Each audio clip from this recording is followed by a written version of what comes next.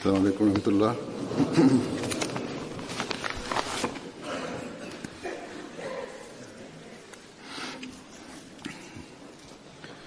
أشهد أن لا إله إلا الله وحده لا شريك له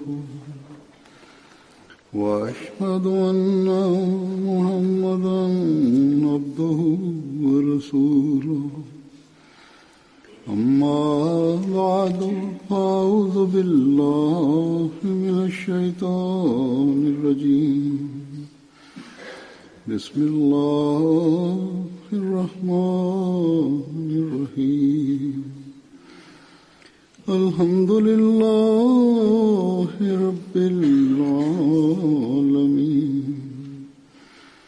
الرحمن الرحيم مالك يوم الدين إياك نعبد وإياك نستعين اهدنا الصراط المستقيم صراط الذين أنعمت عليهم غير المغضوب عليهم ولا الضالين.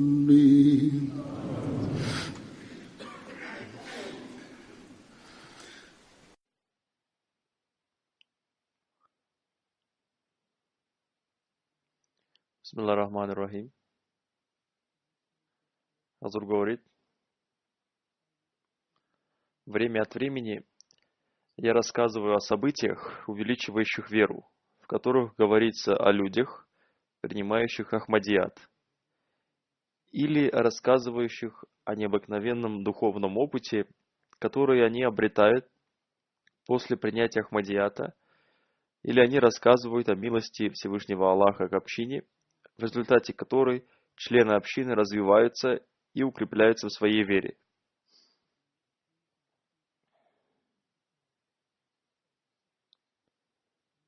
Многие пишут мне или просят о том, чтобы я чаще рассказывал о таких случаях, поскольку они интересны и привлекают к себе внимание наших детей.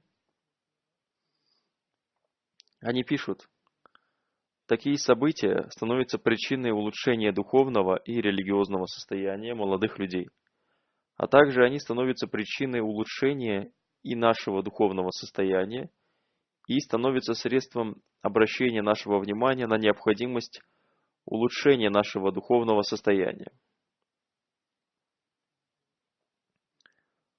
Некоторые мусульмане Ахмади с рождения пишут: такое духовное состояние новообращенных и их связь со Всевышним Аллахом обращает наше внимание на то, чтобы мы тоже старались укреплять свою веру.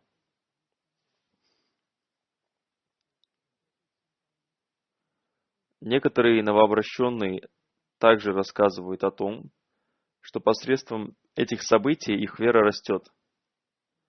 Но вместе с этим некоторые люди, живущие в западных странах, или те, которые себя считают очень образованными и развитыми, хотя по происхождению они из Пакистана, они настолько погрязли в мирских делах, что совершенно не обращают внимания на Всевышнего Аллаха или не обращают его так, как они должны это делать.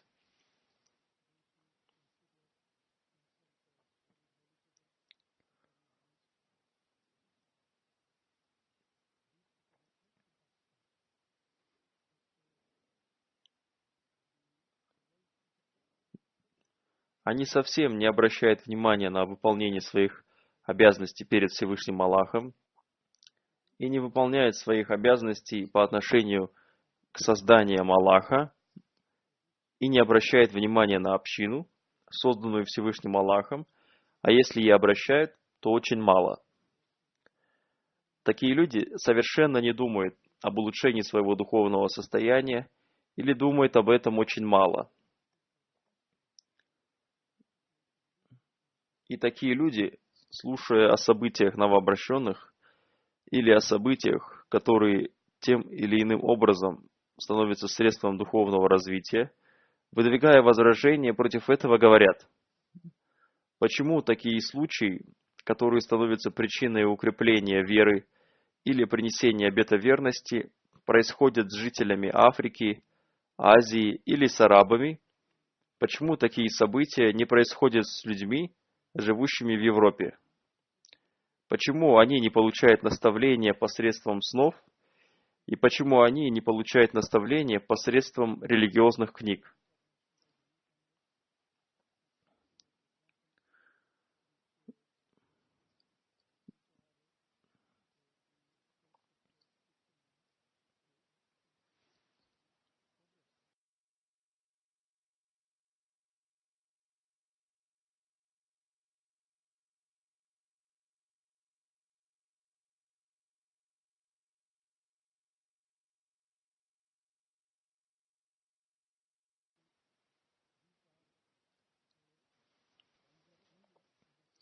Первое, что можно сказать в ответ на эти возражения, это то, что Всевышний Аллах показывает также знамения и людям, живущим в Европе, и Он создает средства для их развития в вере. И здесь, в Великобритании, тоже есть много новообращенных, которые уже давно принесли обет верности и ежедневно развиваются в вере. И есть те, которые недавно вошли в Ахмадият и испытывают такой удивительный духовный опыт, который становится средством убежденности в существовании Всевышнего Аллаха и увеличения веры. Для них также открывается истинность общины, и они увеличиваются в искренности и в преданности Ахмадийскому халифату. И мужчины, и женщины рассказывают о таких духовных событиях на своих ежегодных собраниях. Некоторые люди рассказали на спутниковом канале МТА о таких событиях из своей жизни, которые помогли людям увеличить свою веру.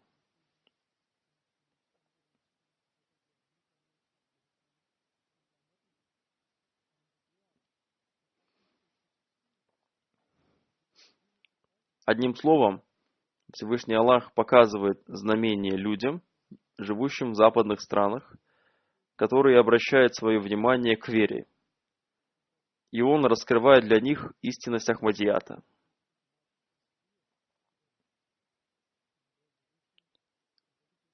А затем есть группа таких людей, которые, хотя и не принимают Ахмадият, но посредством Ахмадията для них раскрывается достоинство ислама.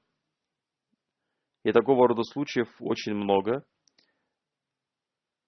Я рассказываю о них после своих визитов в другие страны или после Джалсе Салана, ежегодных съездов общины.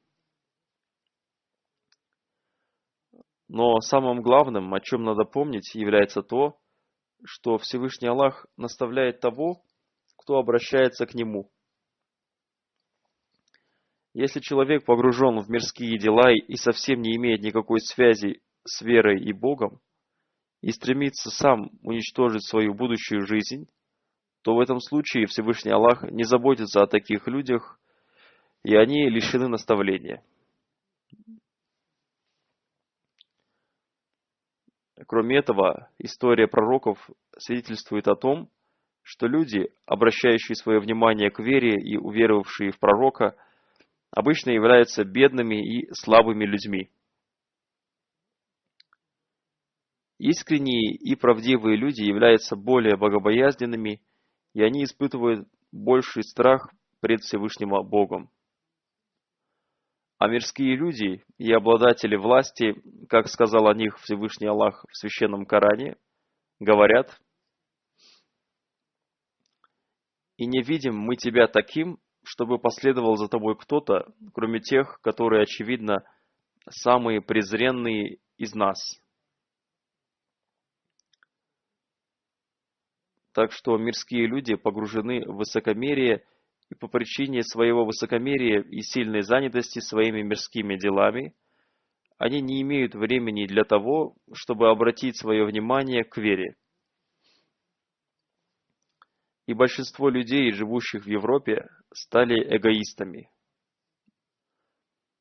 А если они не думают о Всевышнем Аллахе, то это означает, что Всевышний Аллах тоже не заботится о том, чтобы наставлять их.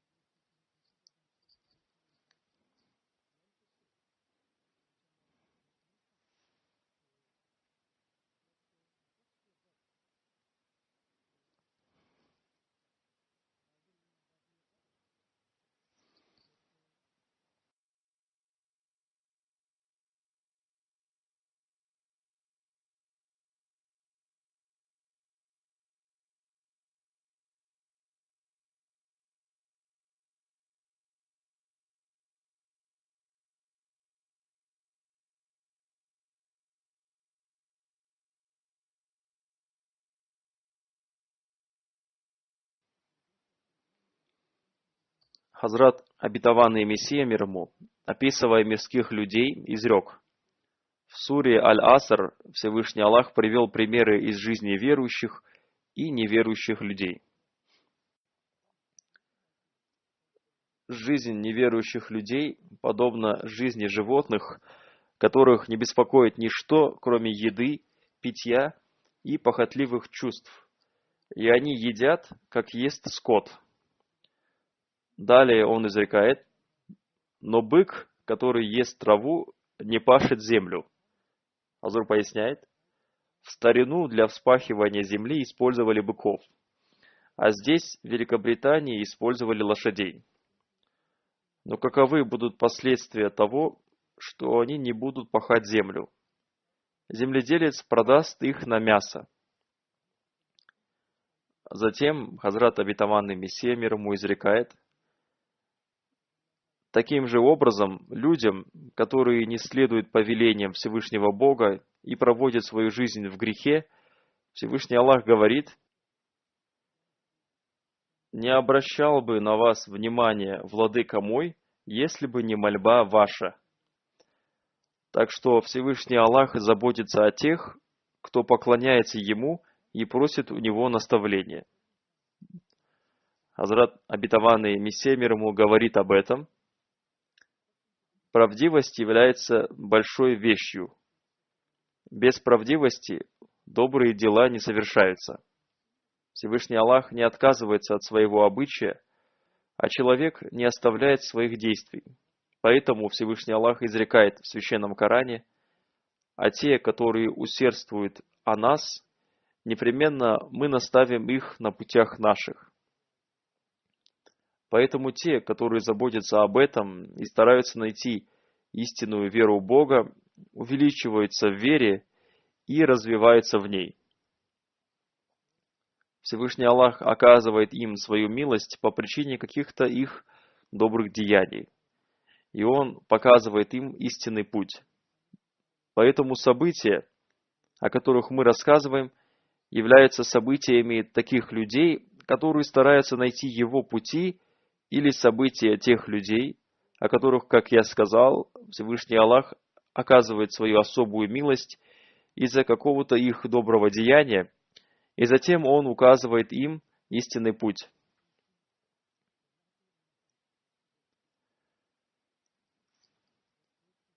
Сегодня я представлю вашему вниманию такие духовные события, связанные с развитием искренности. Глава общины Буркина-Фасо пишет: наш местный проповедник приехал в деревню Лекин для проповедования, а после проповедования, когда он хотел собрать обет верности дала только одна пожилая женщина. А наш проповедник сказал людям этой деревни: на расстоянии 15 километров отсюда находится наша мечеть. Если кто-то из вас хочет получить больше информации о нашей общине, то там проводится пятничная молитва. Этот проповедник рассказал, что из-за сильных дождей произошел разлив реки, протекающей между деревней и мечетью. И когда эта пожилая женщина с намерением совершить молитву в мечети подходила к реке, она видела, что произошел разлив реки, и она каждый раз расстилала на берегу реки свой молитвенный коврик и говорила: «Я совершила свою молитву вместе с мусульманами Ахмади, потому что у меня было намерение совершить с ними молитву». А через месяц, когда уровень воды в этой реке спал, она пришла в центр общины и рассказала об этом событии.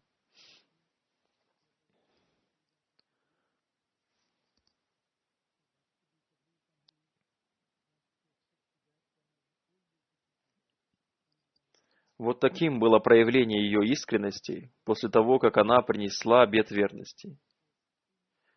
После того, как наш проповедник услышал ее рассказ, он снова приехал в эту деревню и сказал людям: «Посмотрите на эту пожилую женщину, она искала истину, и она нашла и приняла ее, и Всевышний Аллах оказал ей свою милость, и ради веры она проявила жертвенность.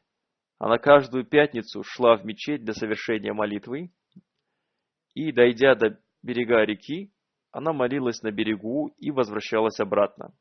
Такова была ее искренность. И когда проповедник рассказал об этом событии, более 30 ее близких родственников принесли обет верности. Вот таким образом Всевышний Аллах создал средства для их наставления.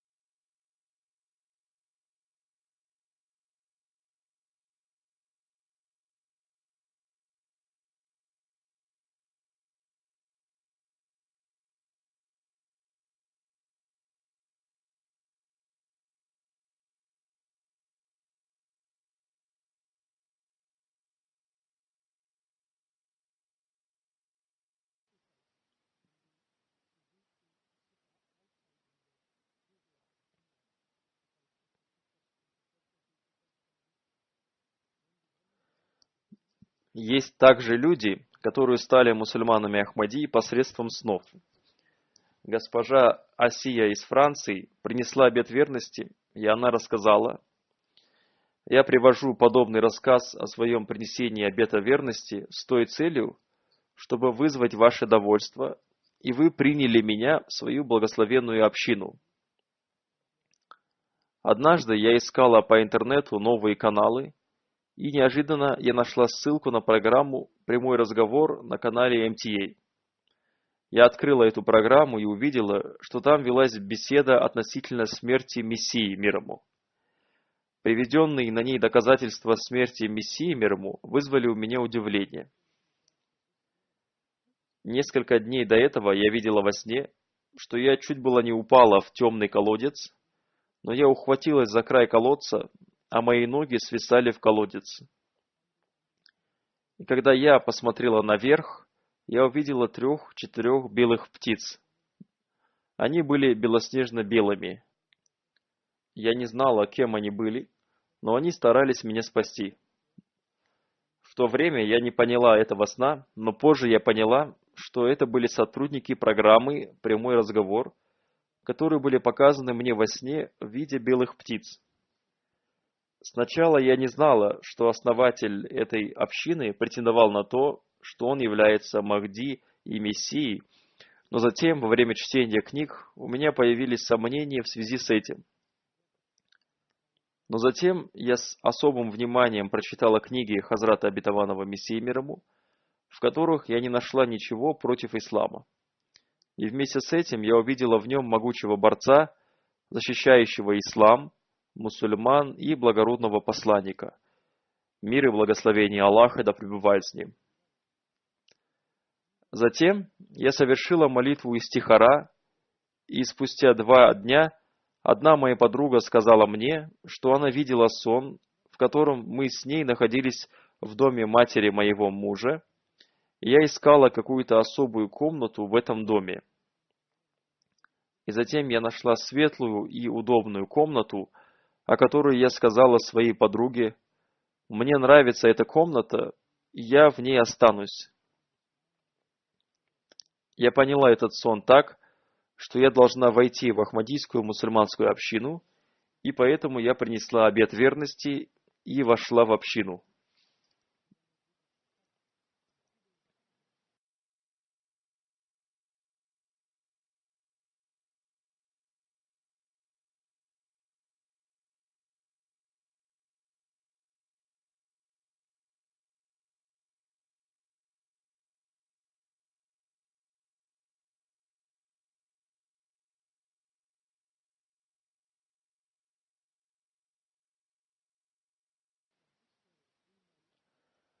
Госпожа Мира из Турции рассказала о том, как она принесла обет верности.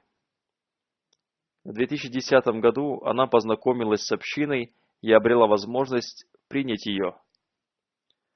Она сказала: «Я заметила, что мой муж с большим желанием смотрит канал MTA Аль-Арабия, поэтому я тоже стала смотреть его вместе с ним.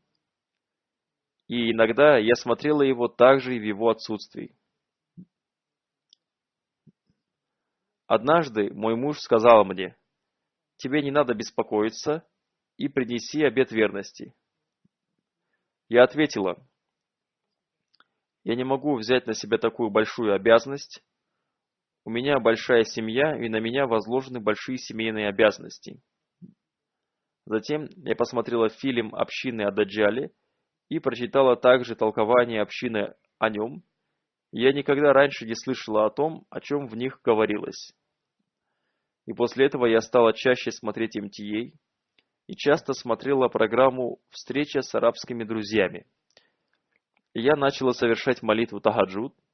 Затем однажды в Турцию приехал господин Абдуль-Кадир Оде, и во время его визита я принесла обет верности. В это время принесли также обет верности моя невестка и дочери. И теперь мы обсуждаем между собой различные темы, связанные с общиной, и понимаем, что Ахмадият и является истинным исламом. Затем она сказала: в тот день, когда я принесла обет верности, я видела во сне, что я читаю аяты суры Аль-Кахф. И это убедило меня в том, что Всевышний Бог спасет нас от зла Даджала, и мы станем из числа помощников имама Махди. Я благодарю Бога за то, что Он даровал нам веру. Дай Аллах, чтобы я смогла выполнять свои обязанности, связанные с обетом верности. Вот такие письма пишут мне люди в связи со своими обетами верности, и у меня появляется желание молиться за них. Я расскажу также некоторые случаи о том, каким образом Всевышний Аллах создает новые общины. Господин Абдуль-Кудус, наш миссионер в Бенине, пишет: наш проповедник, господин Закария, отправился в одну деревню с целью проповедования. И там один местный человек сказал ему: в настоящее время люди уехали из деревни на работу. Вам лучше приехать сюда в пятницу, когда люди будут здесь. Поэтому проповедник в пятницу приехал снова. Сначала он совершил 2 раката дополнительной молитвы в мечети, и, получив разрешение имама мечети и совета деревни, он начал проповедовать. Господин проповедник рассказал о толковании суры Аль-Фатиха и о прибытии имама Махди. А люди во время его выступления провозглашали «Аллаху Акбар». И когда он закончил свое выступление, глава совета мечети сказал, что он родился мусульманином, но он никогда не слышал такое толкование суры Аль-Фатиха. И он сказал: если такое учение дает Ахмадийская община, то я поздравляю всех вас с тем, что сегодня мы вступаем в эту общину. И вся эта мусульманская организация, включая имама деревни, вошли в Ахмадийскую мусульманскую общину, и таким образом там создалась новая община. Затем наш миссионер рассказал о том, что главный мулла этой деревни очень резко отреагировал на это. После того, как наш проповедник вернулся домой, он позвонил ему и сказал: ты не должен больше приезжать в эту деревню и приходить в эту мечеть. Но по прошествии некоторого времени, во время национального собрания молодежи общины Бенина, наш миссионер снова приехал в эту деревню и попросил молодежь принять участие в этом собрании. Мулла запретил ему собирать молодежь этой деревни и проводить собрания, но новообращенные молодые люди отказались слушать этого муллу и приняли участие в этом собрании. Так Всевышний Аллах позорит мул противников общины, и он создает новые общины. Я расскажу еще об одном событии, связанном с созданием новой общины в районе Аруша, Бенина. Господин миссионер пишет: по милости Всевышнего Аллаха, Ахмадият был установлен еще в одном новом районе в деревне Касвани округа Сами. В этой деревне раньше не было ни одного мусульманина Ахмадии. У нашего миссионера появилась возможность приезжать туда, и он раздавал людям лифлеты общины, а также газеты и книги общины. И в результате этого, по милости Всевышнего Аллаха, люди не только стали приносить обеты верности, но там создалась также новая община. И по милости Всевышнего Аллаха мы уже покупаем участок земли для строительства там мечети. А местные жители деревни сами изготавливают кирпичи для строительства мечетей, но вместе с этим другие мусульмане начали оказывать противодействие, а противники начали сеять смуту против общины и говорить безобразные слова. Он рассказал, что с разрешения совета деревни они организовали дискуссию и объявили об этом всей деревне и пригласили на нее богословов-суннитов, чтобы, если они считают себя правыми, то они приняли в ней участие и рассказали об этом людям. Дискуссия состоялась в соответствии с программой, и многие мусульмане не Ахмади приняли в ней участие. И таким образом люди этой деревни узнали, что у богословов этой деревни нет никаких аргументов, кроме желания сеять смуту. Всевышний Аллах по-разному создает средства для наставления людей, проявляющих интерес к вере.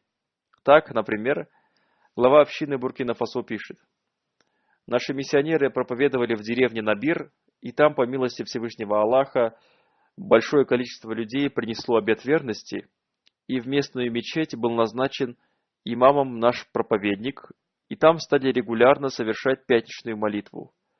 Однако местный мулла стал сеять смуту против нашей общины, и во время пятничной проповеди он подстрекал людей и старался отдалить людей от Ахмадията, но несмотря на это, количество членов общины росло. И когда он увидел, что ничего не может сделать, он построил напротив Ахмадийской мечети свою мечеть и сказал, что теперь Ахмадийская мечеть станет складом для хранения молитвенных ковриков, и туда больше никто не придет. Однако произошло прямо противоположное.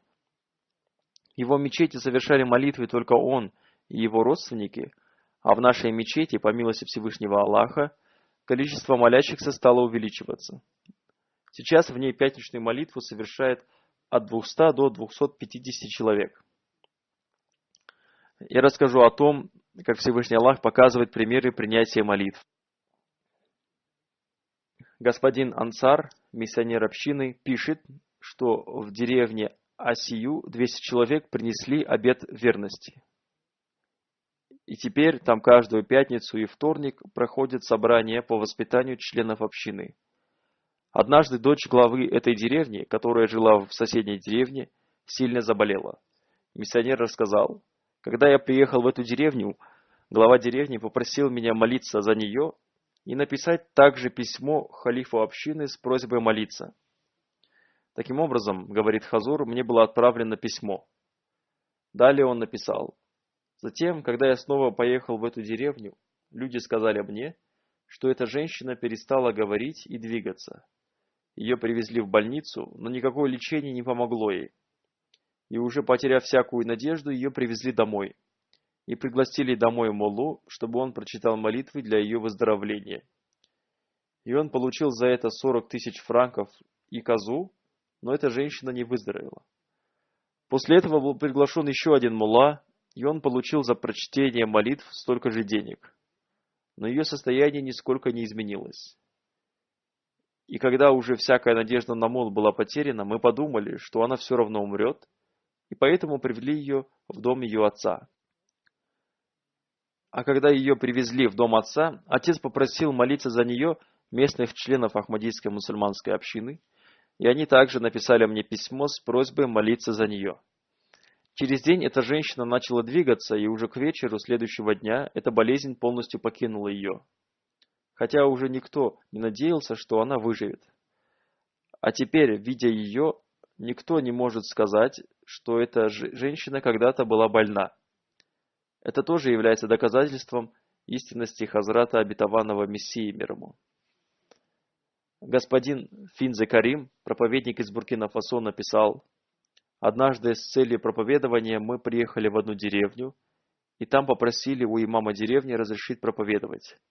А имам сказал: ваш миссионер уже приезжал к нам, и многие из нас уже принесли обет верности, но не все, поэтому вы можете проповедовать. Может быть, в результате вашего проповедования оставшиеся тоже войдут в общину».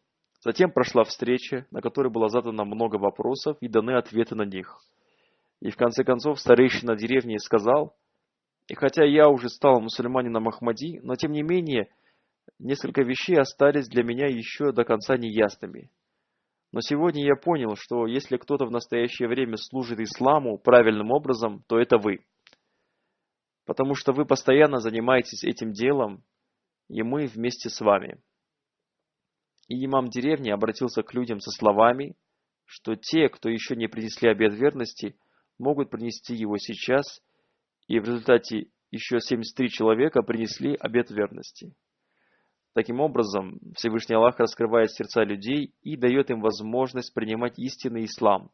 Это является милостью Всевышнего Аллаха к ним, и в ответ на возражение о том, почему только они принимают Ахмадият, истинный ислам, мы отвечаем: это потому, что они заботятся о своей вере и о себе, и они проводят ночи в религиозных собраниях, а здесь, на Западе, у людей нет времени, чтобы посещать религиозные собрания и задавать вопросы, касающиеся религии.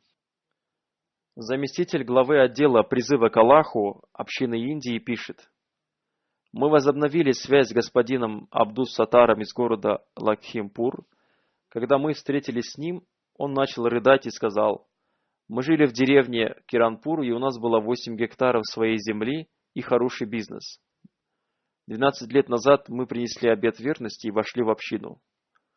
Но после того, как мы принесли обет верности, противники стали оказывать нам очень сильное противодействие. Они забрасывали камнями наш дом и изгнали нас из нашего дома. Они ранили моего сына и сломали руку моей супруги. И это противодействие было настолько сильным, что нам пришлось очень дешево продать свой дом и землю и переселиться оттуда. Наш бизнес развалился, и мы приехали в город Лакхимпур и начали жить в маленьком доме. Однако противники не оставили нас в покое и там. Они приехали и туда, и заставили мусульман города испытывать к нам отвращение. Ни один мусульманин города не разговаривал с нами и не давал нам спокойно жить, и наша связь с общиной прервалась. Но Всевышний Аллах явил нам великое знамение истинности Ахмадийской мусульманской общины.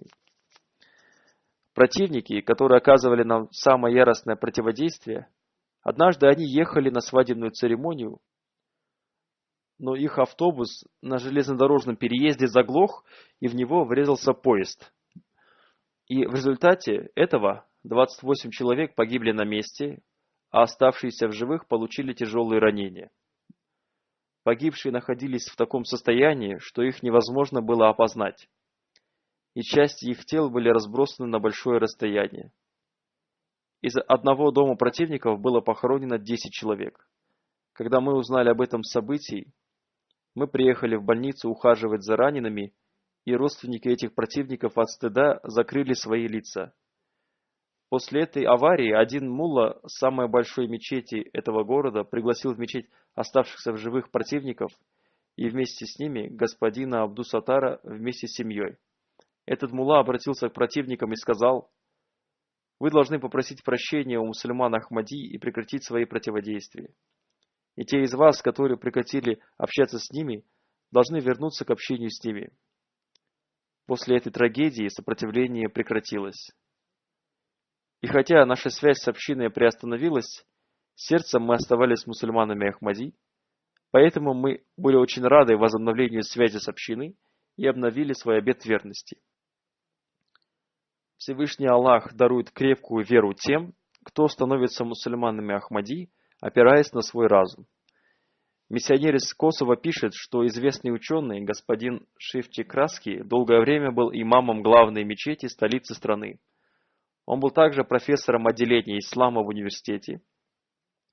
И, выступая на радио и в других средствах массовой информации, он часто вел подстрекательские беседы, направленные против общины. И он также размещал в интернете материалы против общины. И Всевышний Аллах отомстил ему таким образом, что в первую очередь он был уволен из университета из-за своего скверного характера, а затем он был арестован по причине поддержки террористов и за незаконный оборот денег. Он был арестован на несколько дней и был изгнан с должности имама главной мечети и лишен всех обязанностей. А некоторые другие имамы, которые подстрекали людей против общины, в течение года были арестованы по обвинению в создании смуты и распространении религиозной ненависти. Затем этот миссионер написал: «До сегодняшнего дня никогда не было такого, чтобы главные богословы страны были настолько опозорены». По этой причине местные мусульмане Ахмади еще больше укрепились в своей вере по милости Всевышнего Аллаха. Я уже приводил примеры того, как новообращенные, несмотря на притеснение, сохраняют свою веру. Сейчас я приведу еще один пример этого. Вся деревня из одного района штата Утар-Прадеш принесла обет верности, но позже они отступили от своей веры по причине сильного противодействия. Но господин Мухаммад Ханиф остался твердо придерживающимся Ахмадията, истинного ислама. И хотя противники оказывали ему сильное противодействие, он сохранил свою веру. Во время этого периода сильного противодействия сын господина Мухаммад Ханифа скончался, и противники Ахмадията не разрешили ему похоронить его на своем кладбище и запретили совершить погребальную молитву. И они сказали ему: «Мы разрешим тебе похоронить своего сына на кладбище и прочитать погребальную молитву, если ты отступишь от Ахмадията». Однако господин Ханиф остался стойким в своей вере и, совершив погребальную молитву вместе со своими детьми, похоронил его в своем доме. Потом, когда он встретился с членами общины, из его глаз текли слезы. И потом он вместе со своей семьей обновил свой обет верности. Когда его спросили, почему вы не сообщили в центр общины о смерти своего сына, то он ответил, что люди ему сказали, что центр Ахмадийской общины в Лахнау разрушен, и местное медресе тоже закрыто, и там никого не осталось. А связи с Кадьяном у нас не было. Но несмотря на все затруднения, Всевышний Аллах наставил их, а те, кто стали мусульманами Ахмади по причине какого-то личного интереса, все отступили и вышли из общины. Я приведу еще один пример притеснений мусульман Ахмади. В Кот-д'Ивуар новообращенный господин Бомбасико после принесения обета верности посредством письма сообщил своим братьям о своем принятии Ахмадията. А его братья ответили ему: «Если ты в течение 3 дней не отступишь от Ахмадията, то, согласно исламскому шариату, ты лишишься головы». Также его коллега по бизнесу, который был ваххабитом, вернул ему часть его денег в бизнесе и отстранил его от бизнеса. Но этот человек не боялся никакого ущерба или притеснений и стойко придерживался Ахмадията. Глава общины Франции рассказал: «Теперь, по милости Всевышнего Аллаха, посредством МТА Ахмадийская мусульманская община распространяет благую весть ислама по всему миру, и мои пятничные проповеди слушают также люди, не являющиеся мусульманами Ахмади». Глава общины Франции рассказал об этом. Господин Даниял, принеся обет верности, вошел в Ахмадийскую общину. Он рассказал, что до принесения обета верности он жил на острове Майотта, где он ходил в местную мечеть. А имам этой мечети часто слушал мои пятничные проповеди на МТА. Он сказал, что однажды, когда я рассказал о смерти Хазрата Исы мир ему и привел доказательства этого, это произвело на него очень сильное впечатление. Имам мечети познакомил меня с общиной и сказал: Молитесь, чтобы Всевышний Аллах указал вам истинный путь, когда вы будете изучать информацию об общине. И когда я начал собирать информацию о смерти Хазрата Исы мир ему, я нашел несколько видео Ахмадийской мусульманской общины на французском языке, на которых были рассказано о смерти Хазрата Исы мир ему. Я также нашел переводы проповеди на французский язык, и прослушав все это, я принес обет верности. А теперь господин Даниэл познакомился по телефону с имамом Майоты, и главный миссионер Франции отправил книги общины этому имаму. И по милости Всевышнего Аллаха этот имам вместе с 70 людьми принес обет верности и вошел в Ахмадийскую мусульманскую общину. Всевышний Аллах оказал им свою милость. И живущие на далеком маленьком острове, слушая пятничные проповеди, стали мусульманами Ахмади. Всевышний Аллах оказал им свою милость посредством спутникового канала МТА. Сейчас я расскажу о том, как книги общины оказывают влияние на людей, не являющихся мусульманами Ахмади. Проповедник из Конго Бразавиль пишет, что один новообращенный господин по имени Амбим, рассказывая о событии своего принесения обета верности, рассказал: «Однажды я пришел в дом своего брата и увидел у него книгу на французском языке, и эта книга называлась «Истинная история жизни Хазрата Исы мир ему». Я взял у него эту книгу, чтобы прочитать ее. Я рассказал об этой книге своему священнику, а он сказал мне: «Ты не должен читать эту книгу, в ином случае я опасаюсь, что ты потеряешь свою веру». Но когда я прочитал эту книгу, мои глаза открылись, и я понял, что скрывают от нас наши священники. Я снова открыл эту книгу и проверил приведенные в ней цитаты по Библии. Я связался со своим братом и спросил у него, откуда у него эта книга и кто эти люди, которые ее написали. Он ответил, что эта книга написана членами Ахмадийской мусульманской общины, и через 2 дня я должен поехать в миссионерский центр Ахмадийской общины, и там мы посмотрим по телевизору Джалсу Салана в Германии. Ты можешь поехать со мной и увидеть, кто эти люди, и задать там свои вопросы об исламе. Мы приехали в миссионерский центр общины, и там по телевизору посмотрели Джалсу Салана в Германии. И услышав ваше выступление, я полностью изменился и принес обет верности во время Джалсы Салана в Германии. И я очень рад и чувствую, что я достиг цели своей жизни. После принесения обета верности в людях происходят необыкновенные изменения. Новообращенный господин Захир Вахид из Узбекистана написал: «После прочтения толкования сура Аль-Фатиха, написанного Хазратом обетованным Мессией мир ему, мой способ совершения молитвы изменился. И сейчас я получаю от совершения молитвы такое наслаждение, которое я раньше никогда не ощущал. Особенную пользу мне принесло разъяснение хадиса, в котором было объяснено значение Божьей милости». Миссионер общины в Косово пишет: «Новообращенные мусульмане Ахмади ежедневно увеличиваются в искренности и в принесении пожертвований.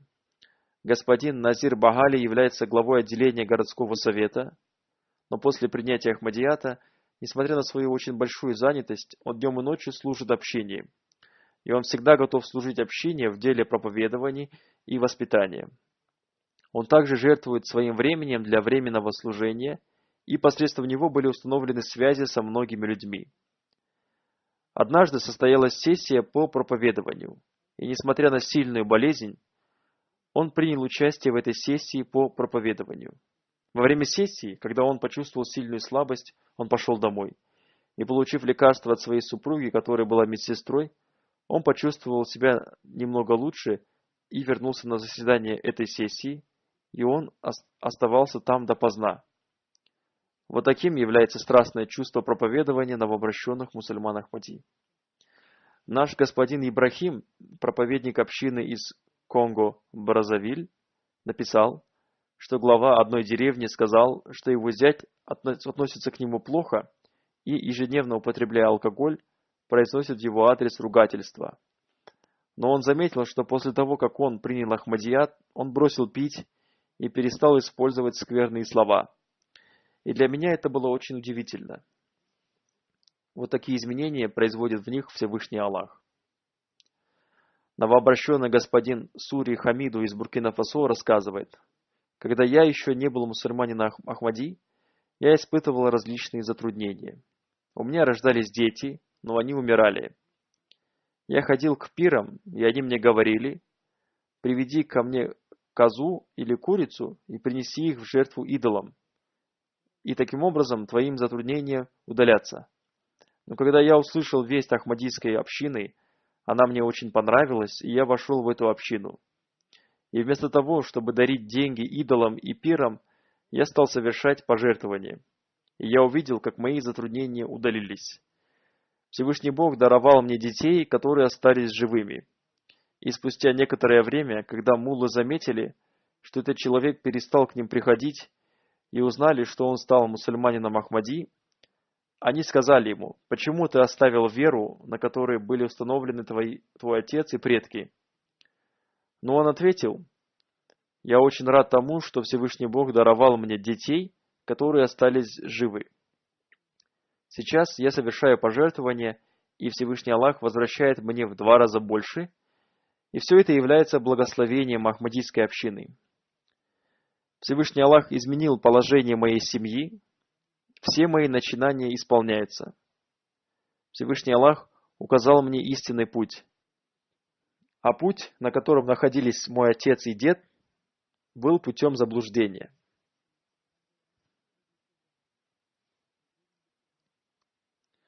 Люди приносят также обет верности, услышав программы нашего радио. Миссионер из Бенина пишет: один наш христианский друг, господин Джорафин из деревни, однажды во время нашей программы на радио он позвонил нам и задал вопрос о втором пришествии Хазрата Исы, мир ему, и он также пригласил нас к себе. А потом, когда состоялась встреча с ним, мы ответили на его вопросы, приведя доказательства из Библии. После этого, по милости Всевышнего Аллаха, его сердце раскрылось, и он признал, что Ахмадийская община находится на истинном пути, и Хазрат Иса, мир ему, был только пророком, и его второе прибытие произошло в лице Хазрата обетованного Мессии, мир ему. И поняв это, он вошел в лоно Ахмадийского ислама. Во время беседы он рассказал, что он уже давно и с любовью слушает наши передачи, и для того, чтобы слушать передачи по вторникам и четвергам, он специально приходит домой пораньше. Вот таким образом Всевышний Аллах наставляет того, кто стремится к этому. Господин Галиб, миссионер из Боливии, пишет, что господин Вильян Шахин, который был священником свидетелей Иеговы, родился в Ливии. Он с детства был христианином и последние 3 года жил в Боливии. Наш миссионер рассказал: для того, чтобы лучше узнать об этом учении, я провел с ним одну встречу. Когда состоялась наша первая встреча, то он вместо того, чтобы рассказывать мне о своем течении, начал задавать мне вопросы об Ахмадийской общине. Поэтому я рассказал ему о вере Ахмадийской общины. И особенно подробно я рассказал ему о жизни Хазрата Исы, мир ему. И я пригласил его на пятничную молитву, и он согласился и стал совершать с нами пятничные молитвы. И каждый раз после молитвы мы с ним подробно обсуждали многие темы. Господин Вильямс беспокоился о том, что если он войдет в общину, то его родители и люди из их церкви станут противодействовать ему, и ему придется искать новую работу. А с другой стороны, он считал важным искать истину. Он владел арабским языком, и поэтому он начал изучать арабские книги общины на веб-сайте общины. Он сказал, что долго искал истину, и теперь он ее нашел. И поэтому, не боясь противодействия и потери работы, однажды после совершения пятничной молитвы, по милости Всевышнего Аллаха, он принес обет верности и вошел в общину. Весть ислама оказывает влияние на людей, независимо от того, приносят они обет верности или нет. Господин Камран Мубашир из Австралии написал: мы составили план по проповедованию людям, посещая их дома.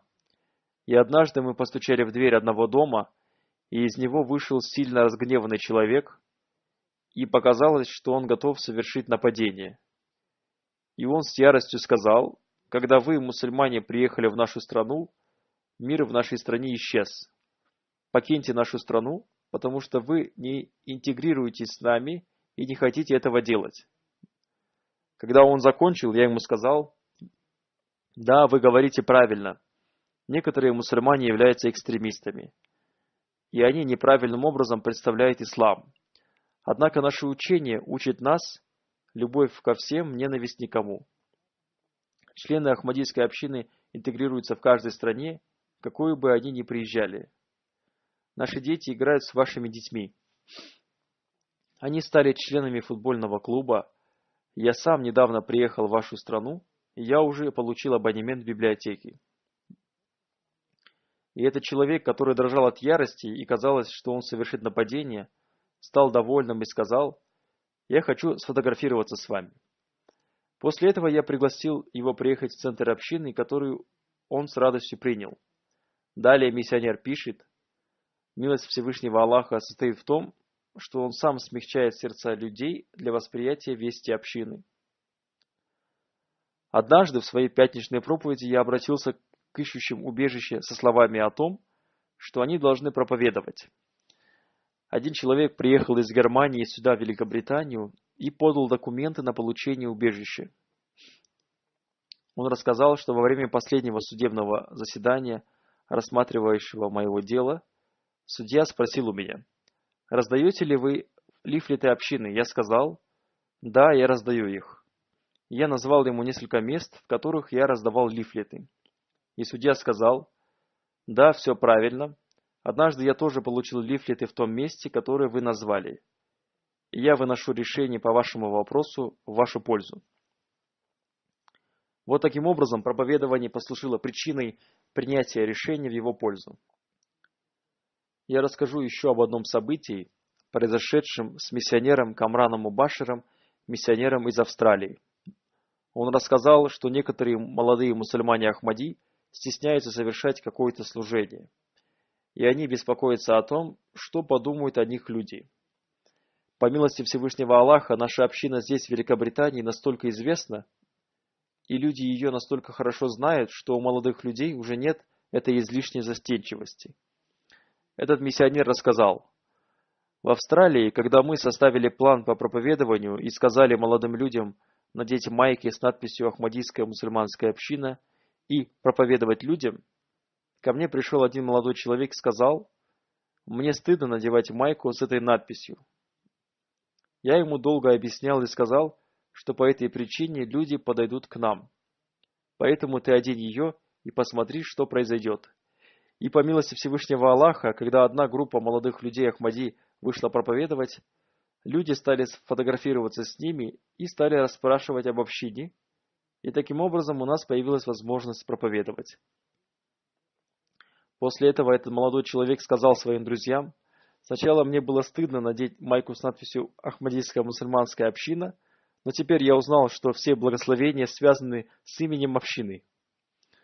Вот таким образом, благодаря проповедованию, Всевышний Аллах воспитывает молодых людей. Всевышний Аллах даровал обетованному Мессии мир ему откровение. Наступит время, когда тебе будет оказана помощь, и люди узнают тебя. Хазрат, обетованный Мессия мир ему, изрек: «Впервые это откровение было даровано мне в 1883 году. Но затем оно было даровано мне еще 2 раза. И оно было даровано мне тогда, когда никто еще меня не знал. Может ли это быть делом человека? Ни в коем образом. Безусловно, это является делом Всевышнего Аллаха. Сначала Он сообщает о чем-то, поскольку Он знает о невидимом. Затем Хазрат, обетованный Мессия мир ему, изрек: это знамение выполняется ежедневно. С каждым днем все больше и больше людей узнает о нем и приносит ему обет верности. Хазрат, обетованный Мессия мир ему, сказал, что Всевышний Аллах сообщил ему о том, что для тебя наступит такое время, когда ты станешь известным в мире. Да, сейчас так и происходит в мире. И мы свидетельствуем о том, что таким образом, по милости Всевышнего Аллаха, имя Хазрата, обетованного Мессии мир ему, и название общины, и ислам распространяется в мире. Голос из отдаленного уголка мира Кадияна дошел до 210 стран мира. Что касается количества стран, то я хочу сказать, что, возможно, некоторые люди думают, что община преувеличивает, потому что в мире такого количества стран, которые мы называем, нет, потому что членами ООН является всего 190 или 195 стран. Несомненно, количество стран-членов ООН такое. Однако общее количество стран на сегодня составляет 220. Несколько дней назад BBC сообщила об одной спортивной программе, что она будет транслироваться в 220 странах мира. Поэтому, имея в виду количество стран-членов ООН, надо извлечь из умов некоторых молодых людей представление о том, что община преувеличивает. Пусть Всевышний Аллах дарует нам возможность распространять благую весть, переданную нам Хазратом обетованным Мессией мир ему, чтобы мы распространяли ее по всему миру и смогли выполнить эту обязанность.